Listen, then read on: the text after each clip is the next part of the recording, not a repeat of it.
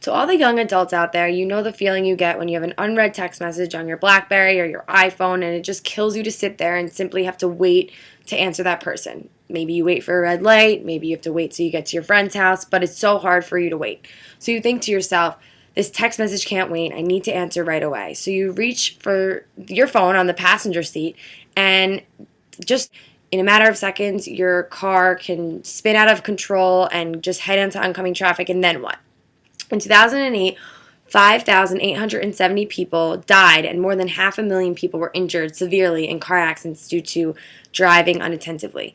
Many of today's car accidents are caused by young drivers who text while they drive, which is a huge problem for today's generation.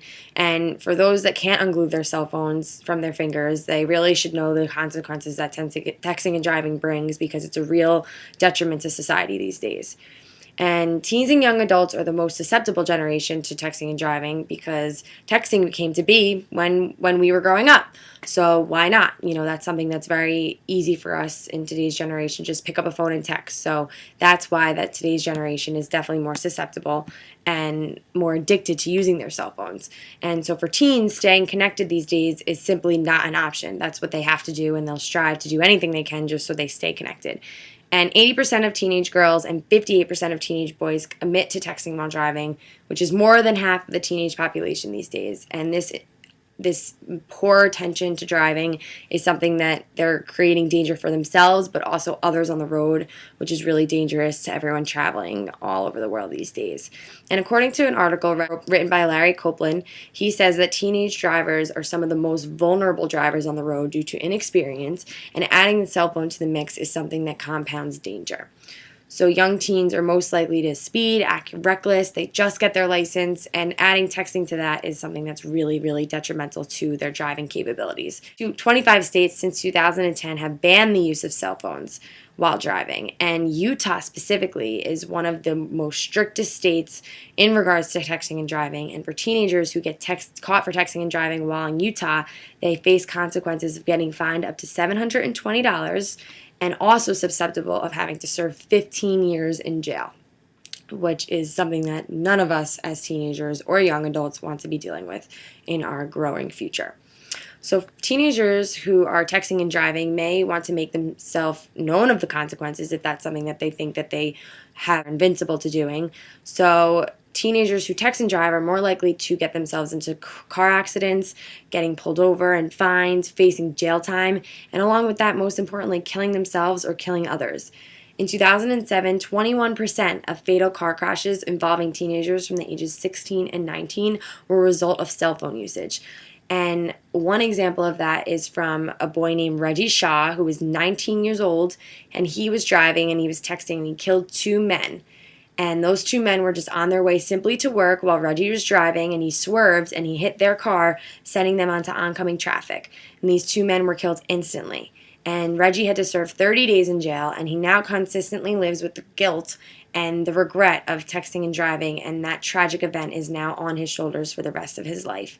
And if Reggie had just put his phone to the side and just decided not to text, then those two men could still be alive, living prosperous lives with their families. So texting and drive is definitely a real detrimental part of society these days. And in light of all the negativity that comes around with texting and driving, big promoters such as Oprah Winfrey, AT&T, Verizon Wireless, and then those parents of the people who have passed on from texting and driving accidents, they allow teenagers to see the light by impacting the teenage population through texting campaigns. And AT&T's biggest campaign for this is texting and driving. It can wait. And AT&T shows these consequences to teenagers while they text and drive, and they show that the victims and the text can wait, and it's not important to text right now. And the campaign really displays the final text message that young drivers receive just before they die.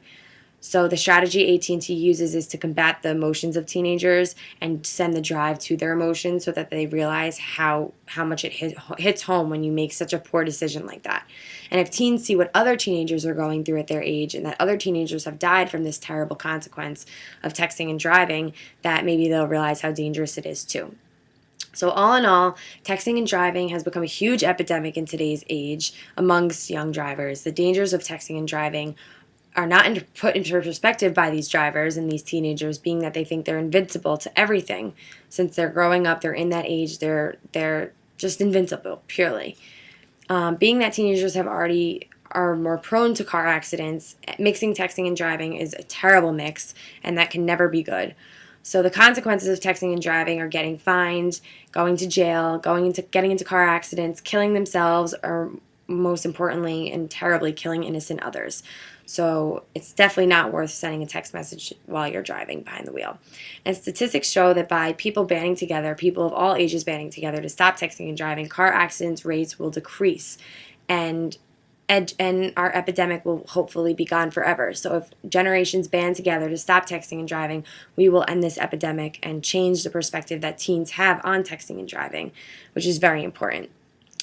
So teens and young adults out there, ask yourself this the next time you get behind the wheel and you reach for your cell phone. Think to yourself, is this text message worth dying for? I hope that it's not.